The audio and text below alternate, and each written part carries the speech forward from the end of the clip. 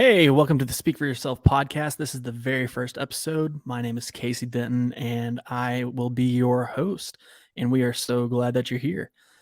We have a good show for you today, and we have a guest that I'm about to bring in.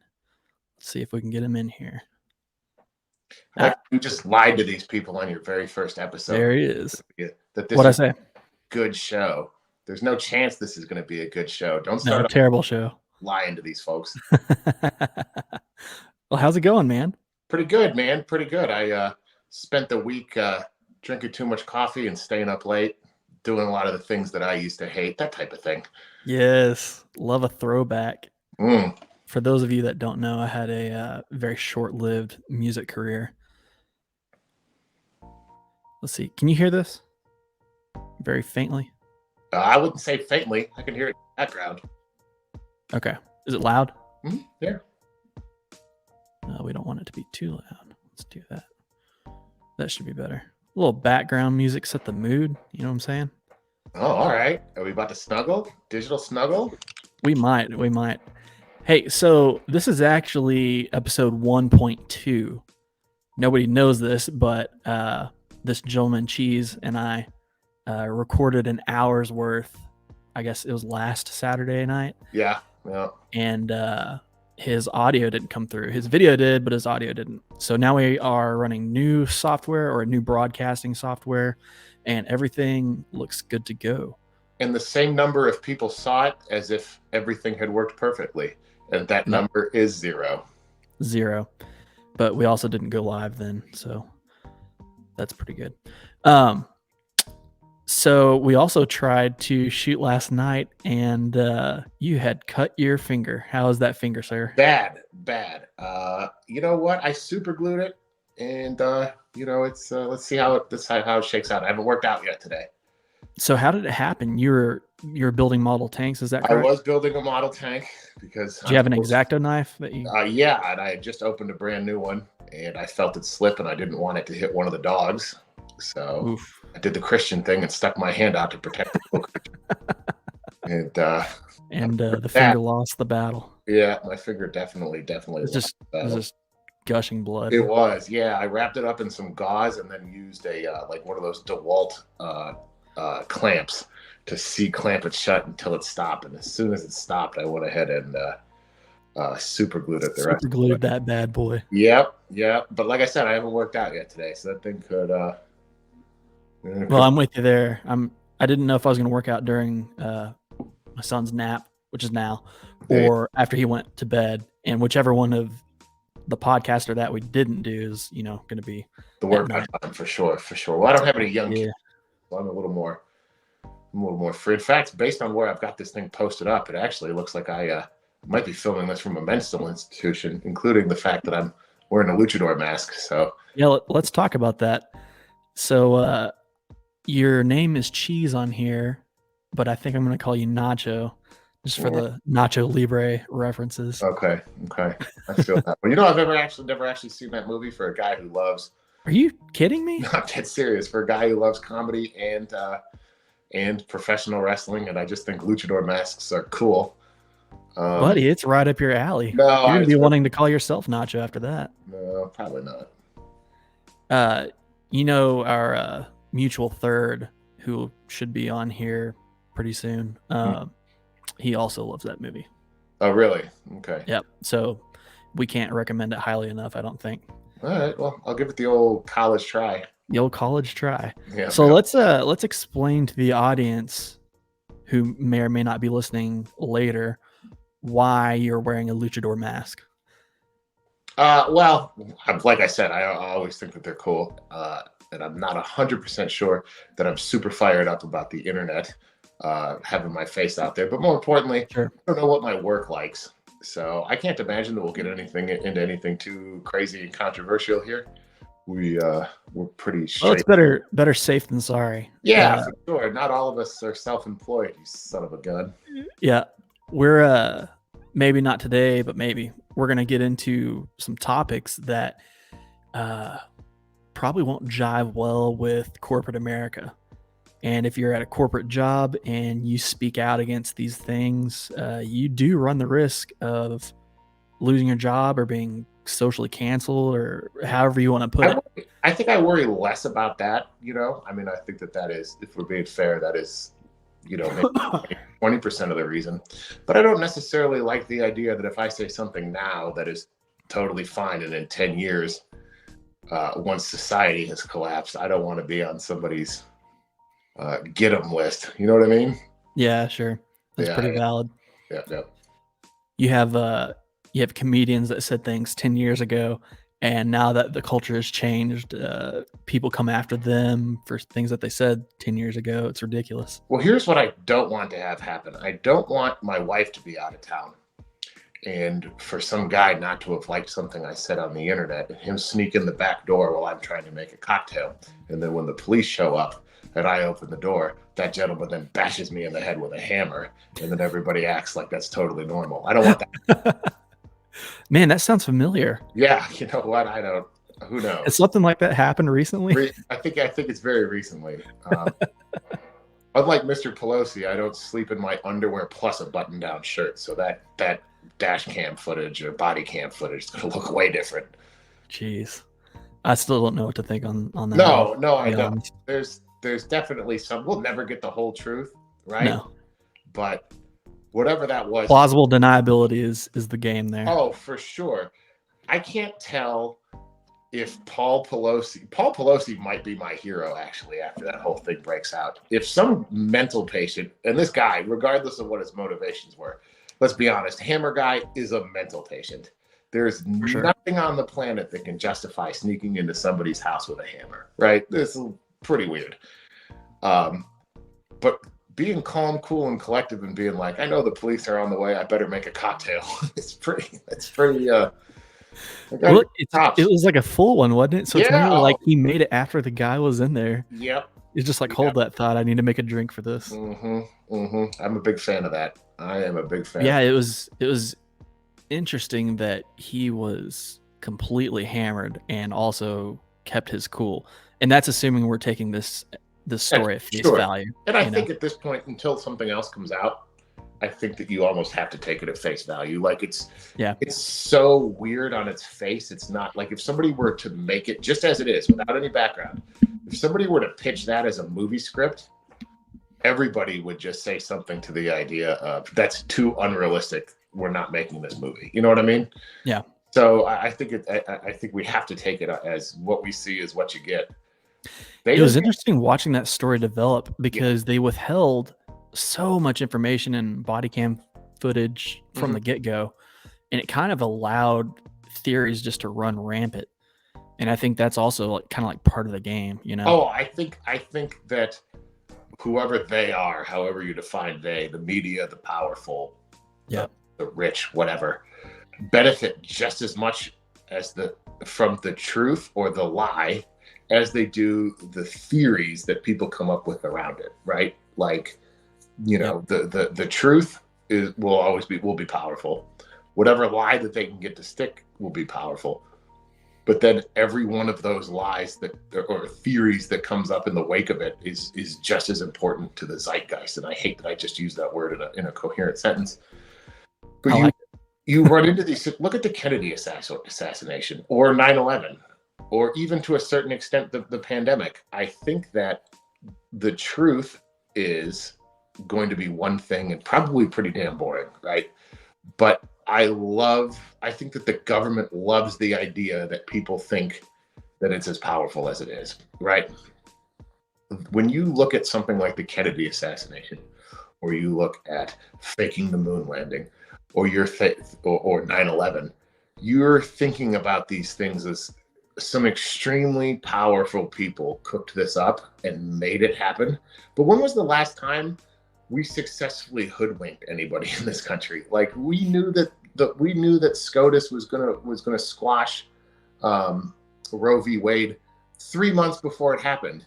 Like not only would those things in this case, they never did find that leaker, did they? No, and they never will because they're not actually looking for them.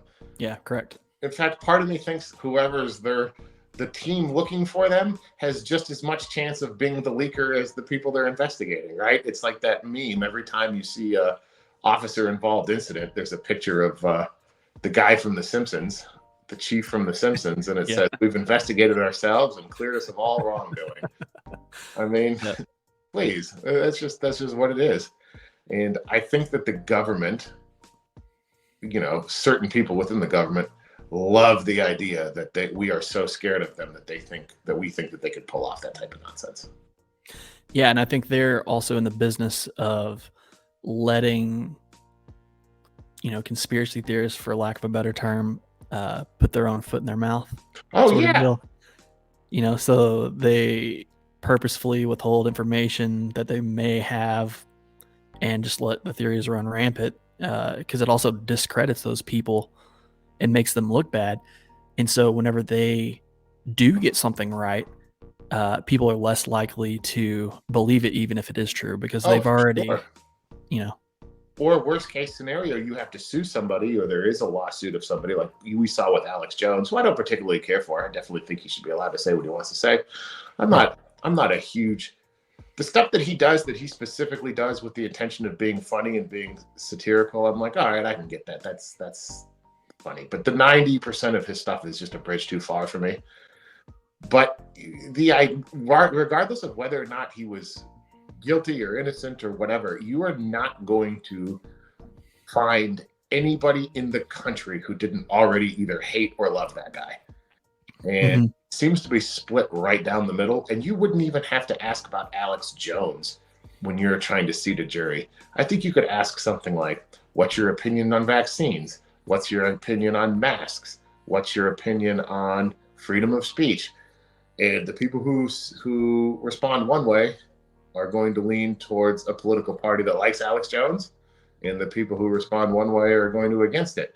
So they let him run rampant for 22 years, and now that they really need to shut him up, it was pretty easy. Yeah, I don't super want to get on him, but it was interesting that they awarded him an amount of money that was like more than like the GDP of most countries. It was ridiculous how much it was. Yeah, no, and I can't even think of the figure off the top of my head, but I've been off his bandwagon for quite a while. I think the last time I saw anything from him, he was on, I think he was on Rogan, and he was being just about as mental as you could possibly be without being certifiable. And and he hasn't been on Rogan in a while, so that was years ago. Sure. And to be fair, I haven't really watched Rogan in a while. You'll see something on YouTube and you'll be like, oh, that looks interesting.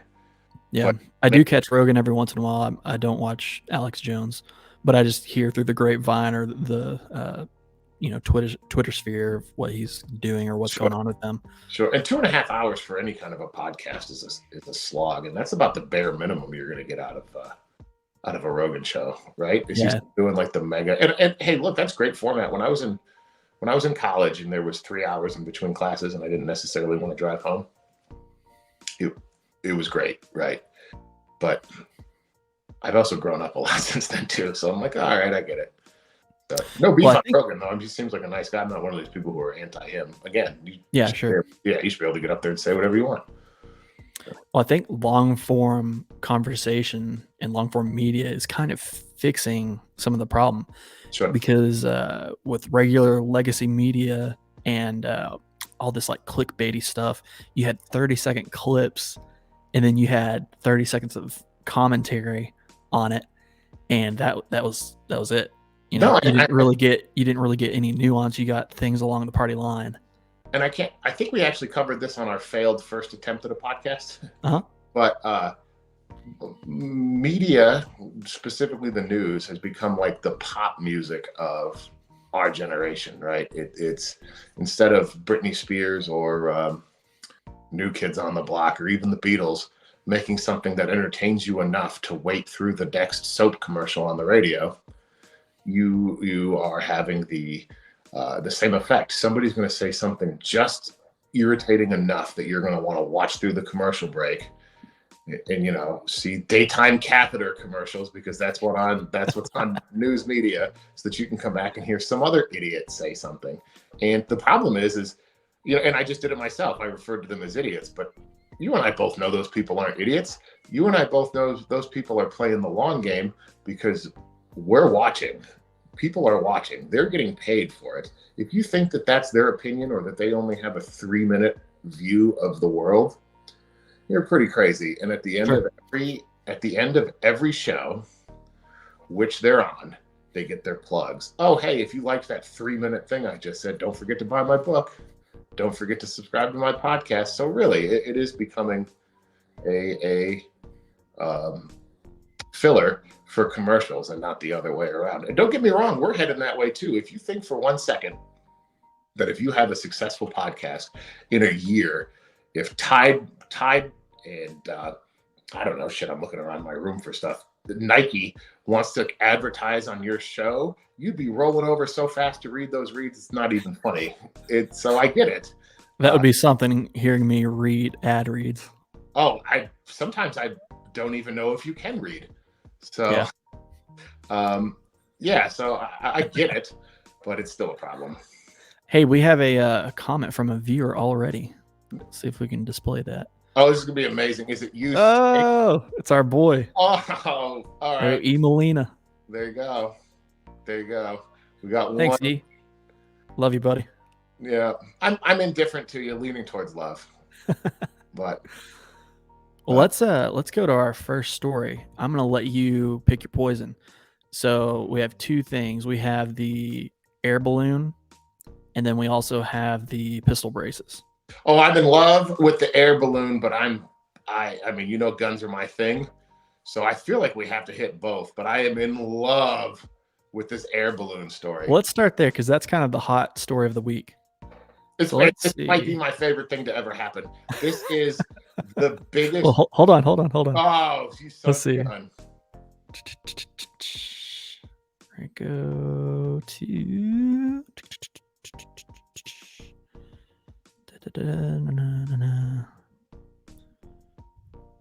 Yeah. Oh, this is good. They like silence on podcasts, buddies. Oh, perfect. There you go. There we go. Can you see that? Mm-hmm. Okay. That is. So let's. 7 days too late. Yeah, let's recap this for people who may not be familiar with the story. Nobody's not. No. I want to do this. If you're not familiar with the story, one, nobody's watching. But if you're not familiar with the story, please stop watching because I don't want you to be somebody who interacts with us. If you have no idea what this is, turn off the TV, unsubscribe, go away. That's all right, though. That's what we're here for, to kind of inform people of what they might be missing. But this one's pretty hard to miss. This is a national news story. So I don't even know how many days ago this happened or when it started breaking the news. Maybe Thursday or Friday, Wednesday, something like that. But anyway, there was an air balloon over Montana. Was the first that I had heard of it, and I think farmers spotted it or ranchers. Is that correct? Yes, I'm sure. Yeah, they're the first people to publicize it. I'm sure other people have spotted it, and you're driving me nuts with the pace that you're reading this. It turned out to be a Chinese spy balloon with allegedly with a little thingy under it. And here we go back to conspiracy theories. People have been talking about Chinese spy balloons on Twitter for like a year. So it is interesting to see this one play out right in front of us. But what I find irritating is you come to find out that they've been tracking it since before it got even over American soil. And that is super, super frustrating, especially if they're going to say we can't shoot it down because we're worried that it's going to impact the ground. Look, and I'm going to stop you there. The funny thing about that statement is when they said that, allegedly it was over Montana. There is dick all in Montana. It might fall and hit a bison. Yes. And, I feel like, part of me, and this is just going off the top of my head, I have to imagine that the coast of South Carolina has more recreational boaters that could be hit than actual people in Montana.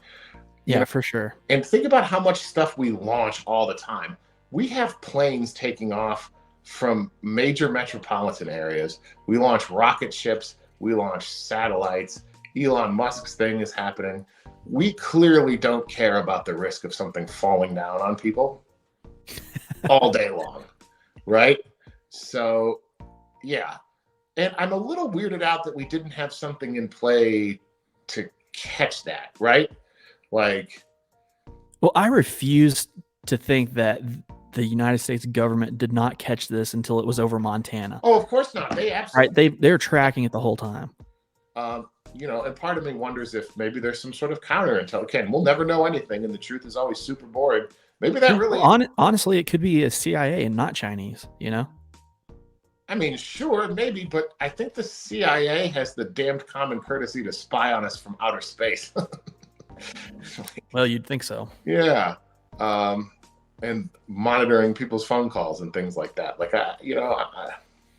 So for those of you that don't know, this balloon, they let it go over the continental United States all the way over to the Carolinas, where it got shot over, like, what was it, Myrtle Beach? Yeah, something like that, which again is way more populated than Montana. Yeah.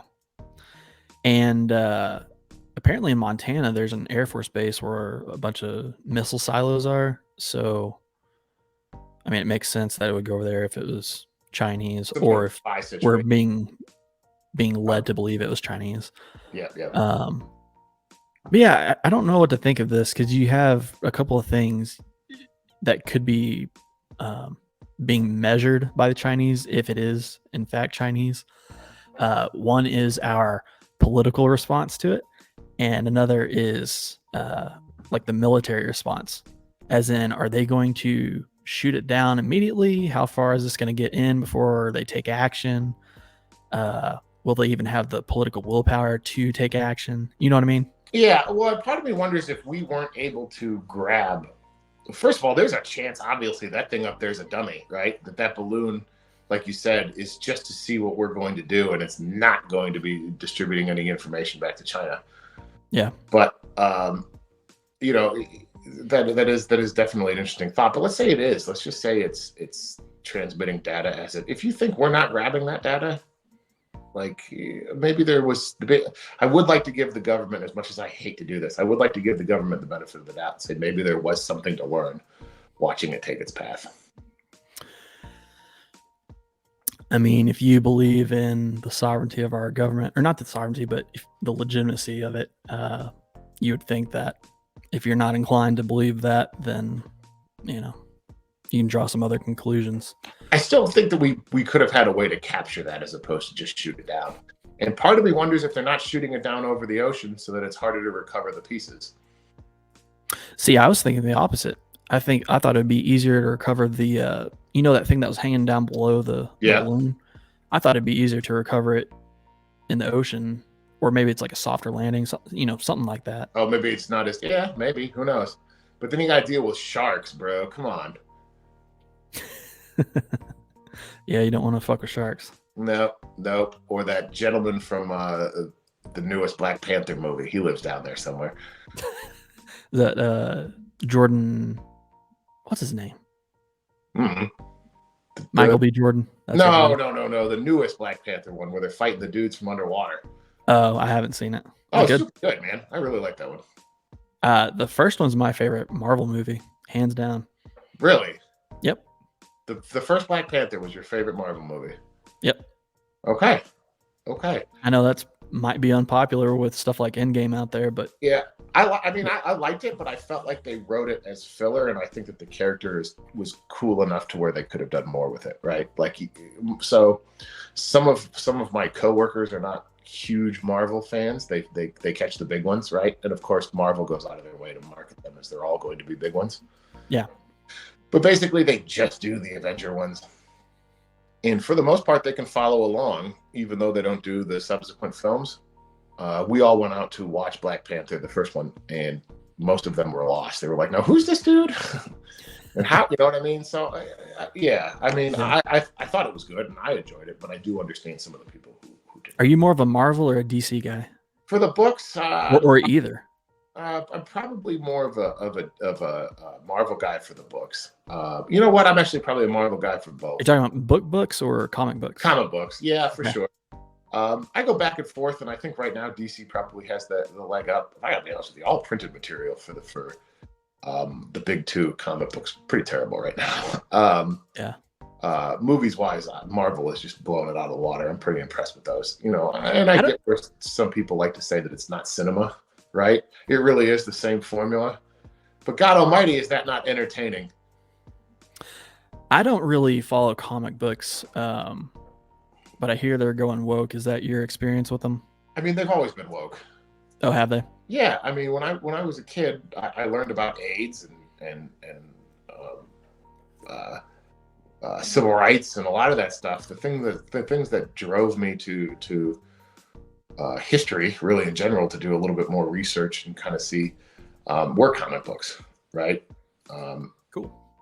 And yeah, I guess that would make them a little bit more woke, but I mean, it should not surprise anybody that the artistic side leans a little bit more left. Sure. Yeah. What is your favorite Marvel or DC movie? Oh, movie? I really like the Captain Americas. Really. Okay. Yeah. Really, really dig those. Book wise, I really liked Daredevil. Oh, perfect. Yeah, but did you like the TV adaptation? I did. It took me a while to get over the fact that he was not a redhead. But I'll tell you what I'm reading right now is it's not by either one, and I forget who prints it, so that's awful. But it's called That Texas Blood, and it's based on That Texas Blood. It is a comic book about a older sheriff who's getting ready to hang it up, and he's kind of telling off some of his stories throughout his career to like his wife and his person who's going to take his place. It's tremendous. I really like it. Cool. Both the author and the artist are Texans, so you do see a lot of stuff where you're like, oh yeah, for sure. So you recognize, yeah, I really like it. Yeah, we're both from Texas, so that's what he's referring to. Yes, absolutely. Actually, I didn't know if you were born in Texas or no. I was not. I was born in Connecticut, believe it or not. But really? I got down here as fast as I could. And people like that. Oh man, so mine is the Dark Knight trilogy, and then Man of Steel. Yeah, Man of Steel was okay. I do like that they finally were like, hey, even if you save the world, you might lose a city. Yeah. Dark Knight was tremendous. I do have a buddy who can't stand the way it ended, and I wanted to make fun of him, but he's got a really good point. Batman. Which part, the Robin thing? Do what? Is he talking about the Robin? No, he talks about how Batman is a master of his own environment. He owns the night, yada, yada, yada. His suit is all black, and he decided to wear an all black suit during the day to fight in the snow. Eric rated Dark Knight Rises a solid 4 out of 8. Well, he had to get somebody else to type that for him because he's not smart enough to put that sentence together. Well, who rates something out of a 1 through 8? Usually 1 through 5 or 1 through 10. Yeah. And I think he's trying to get a rise out of me. I think he is too. Just because he knows I really like that one. No, it was super enjoyable. I really liked it. I liked it because I like Bane. Yeah. Yeah, you definitely have a little bit of a crush. Yep. Tom Hardy. Mm-hmm. Dude, let's bring up this firearms policy. Oh, buddy. Here we go. Let's see.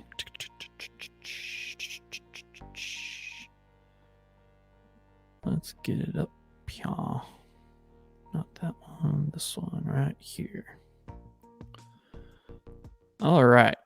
So I'm going to let you take the lead on this one. So essentially, anything that is below the legal length of a barrel, 16 inches, has to be classified as a short-barreled rifle. And there is a process that you have to go through in order to legally own one of those. It was regulated under the National Firearms Act. It's very old. It is permissive. If you want to get one, you are assumed that if you can legally purchase a weapon, you will pass your background check to be able to legally own a short-barreled rifle or short-barreled shotgun or a destructive device or any other weapon. Basically, those are the categories. There is a tax stamp involved, which I know that drives a lot of people insane, especially if they're dumb enough to put a "Don't Tread on Me" flag behind them on a podcast. The extra tax really drives them crazy. But there is a little bit of a wait process if you wanted to use to get a small barreled rifle, a short barreled rifle. I've done it. It is a huge pain. It's time consuming and there's a lot of hoops to jump through. And I've never known anybody who's been disqualified for, you can't own this because we don't think you can own this gun. Everybody I know who has ever been disqualified has been something like your ID expired in the waiting period it took for us to run your background check, your fingerprint for your left pinky is smudged, stuff like that. So no, that's super annoying. It is super annoying. They refund your money and you can resubmit, but then you start my last one came through exactly on 99 days.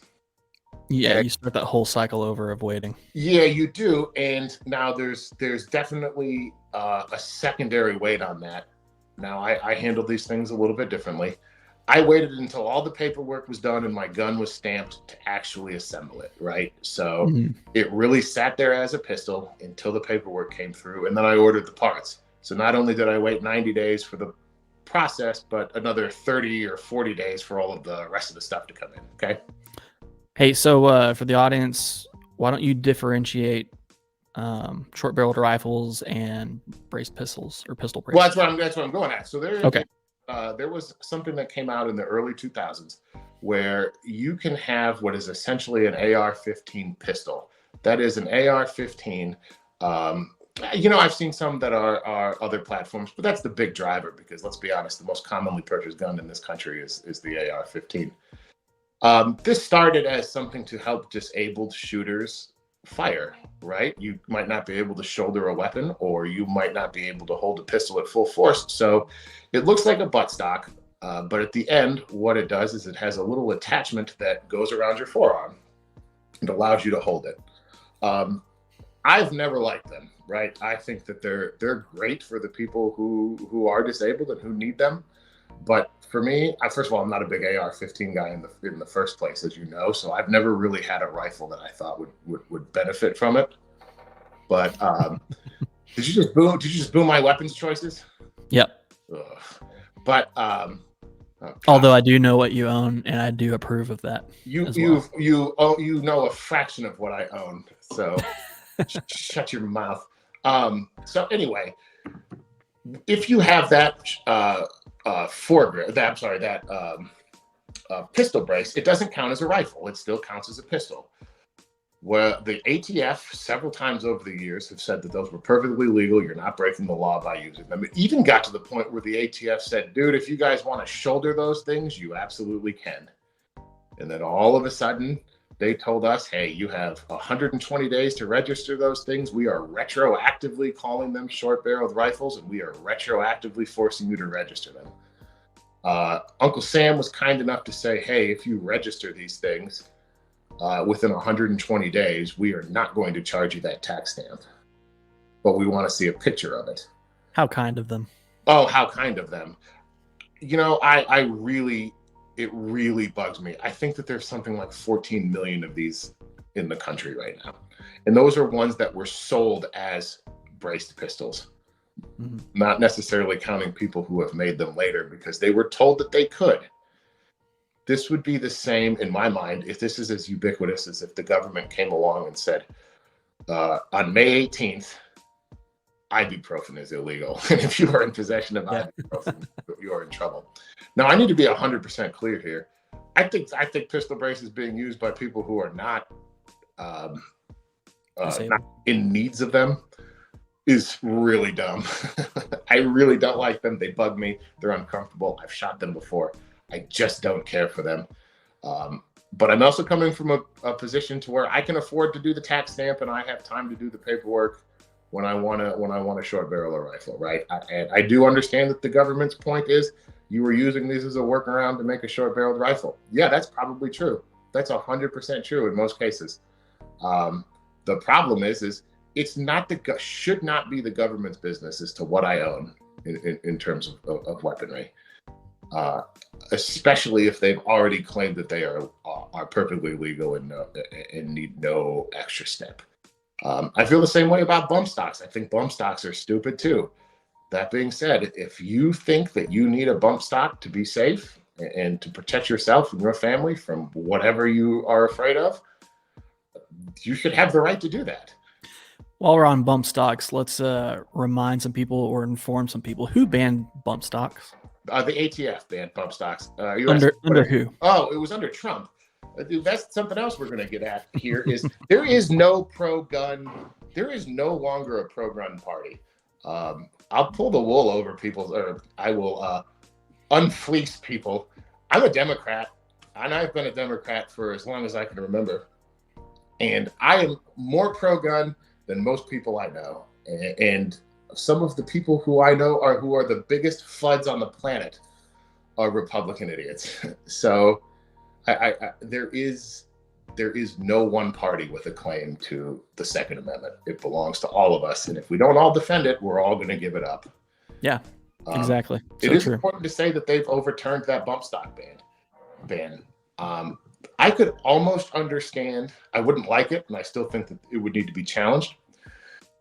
But I could almost understand if maybe Congress came together and made some of these changes. But the ATF has no legal authority to make rules, to make laws, right? Yeah. They are governed no more than the police can decide that they don't like the type of music you like and arrest you for it. It's the exact same thing. And it bugs me. So what do you make of this? Is this just another example of eating the elephant in many bites? You know? Yeah. Oh, absolutely. And look at it. You know, we're going to tangle into your favorite topic. Look at abortion. I know you are pro-life, and I know that you don't believe in the right to choose, and that's totally fine. That's not what I'm getting at here. But abortion people always say, you know, it's a slippery slope to banning, right?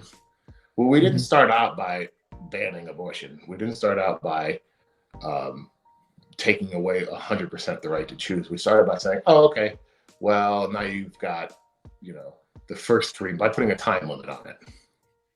This is absolutely the same thing. There is a slippery slope, and it always leads to the loss of rights as opposed to the gaining of rights.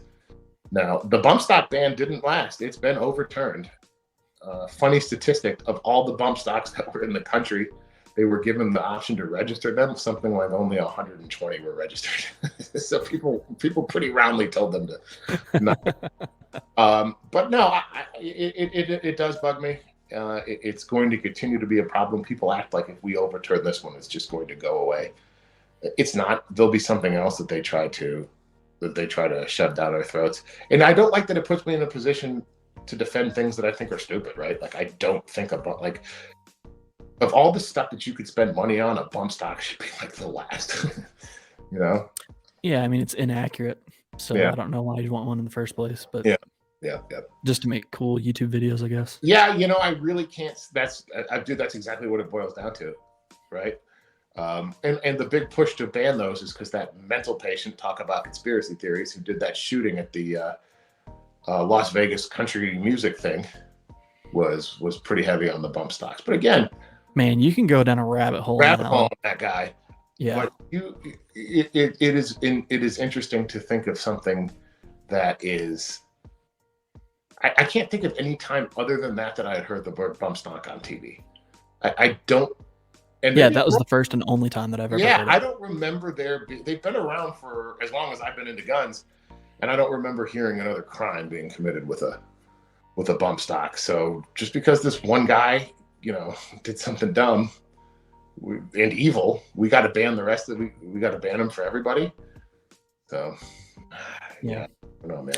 And the funny thing is, if you know the technique, you can still emulate that same thing with an AR-15.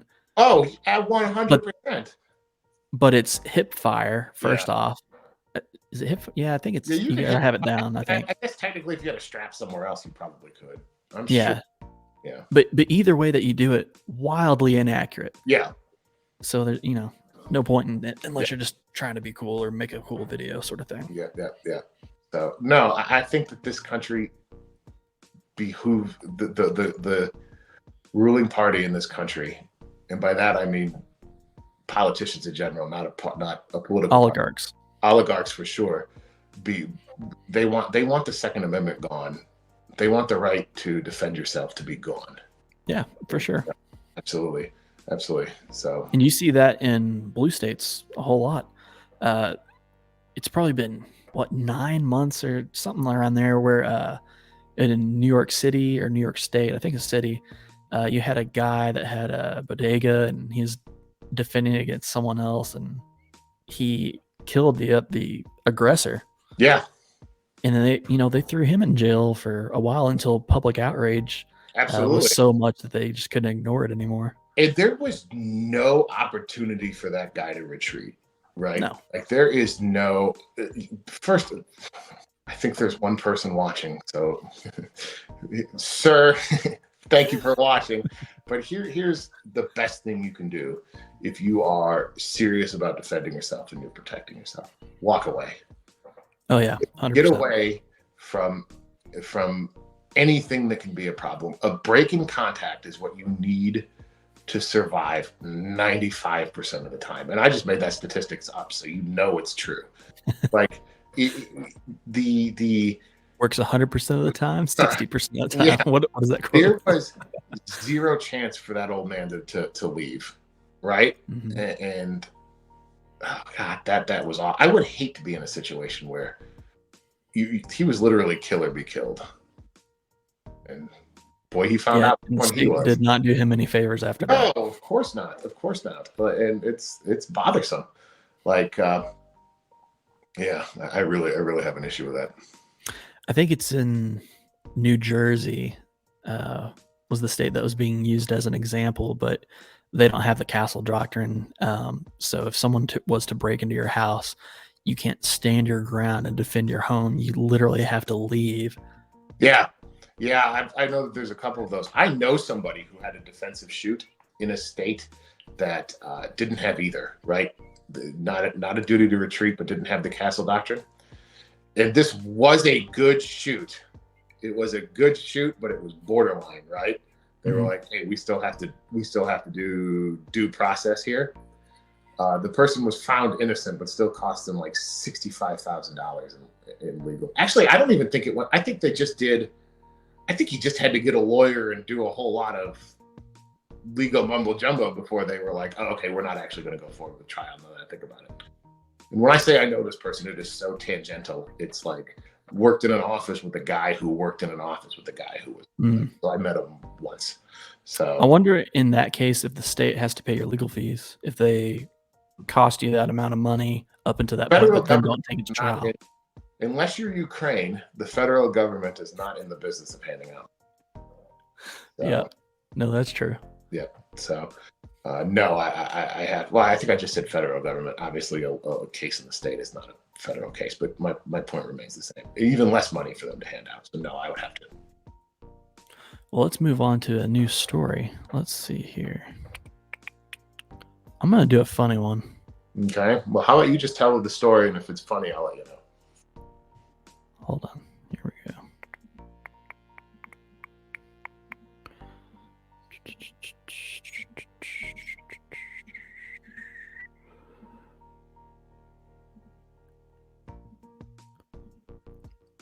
Well, I don't know where that one went, but we're going to go with this. All right. Well, that was hilarious.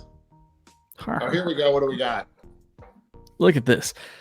Keep brain dead women alive and use them as surrogate mothers, suggest doctors. Have you heard anything more dystopian than that? No. Well, yeah, but not in real life. Dude, that's legendary. I feel like doctors would be in quotation marks. Yeah, that's pretty wild. That's like the original Matrix scene where he finally gets unplugged and he looks around and he's just one of many like thousands of pods. Yeah. Oh my gosh. Yeah. Yeah, that is nightmarish. And I haven't seen anybody in support of this. It's all, mental patient doctors. Yeah. I believe Dr. Gazelle and Joseph Mengele are the two doctors who are deep cut on that one. Oh man, let's see if I got another one right here.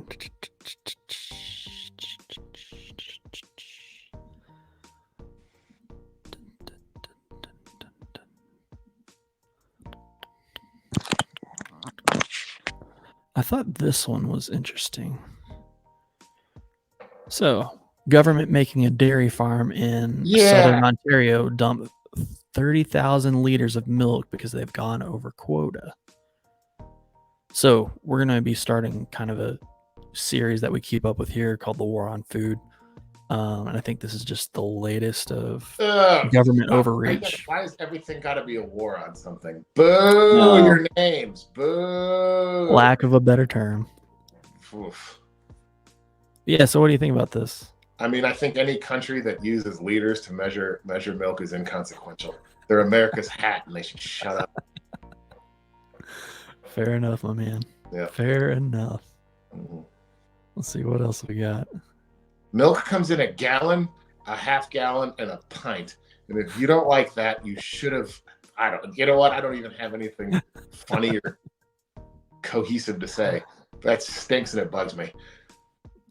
All right, here's another one. What we got here?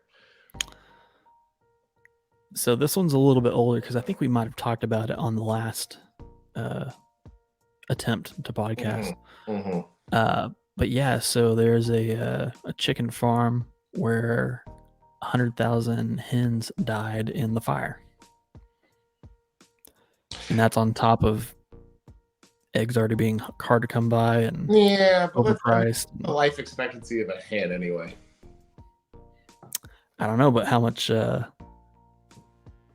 many eggs are we missing due to those 100,000? Okay, so you're going from the egg perspective, but not necessarily we could have eaten some delicious chickens. Yep. Got it. Oh yeah, no. Yeah, because the egg thing's kind of been going on for a month or two. That being said, I've got 10 dozen eggs in my fridge right now because I'm a very wealthy man. Must be nice, Bubba. Yeah. Having those omelets for breakfast. Mm-hmm. You ain't playing. All right, man. Well, I'm gonna end on that one. I have a child that's waking up from a nap, so we need to tend to him. Know what I mean? I didn't know you were a single father. That's weird. Nope. Definitely married. Oh. That's interesting. Sounds like you got 12 more minutes then. 12 more minutes. No, he's crying. I gotta go, man. Yeah. Hey, I appreciate you coming on, and I hope that you will be a regular, if not a co-host, and we will continue this. Oh, for sure. And I gotta be honest with you, the mask is fairly uncomfortable, so I'm not 100% sure how long. Yeah, but you're thought it was cool. Sweating in that. All right, buddy. Thanks, man. All right, buddy. I'll talk to you later. Later, bud.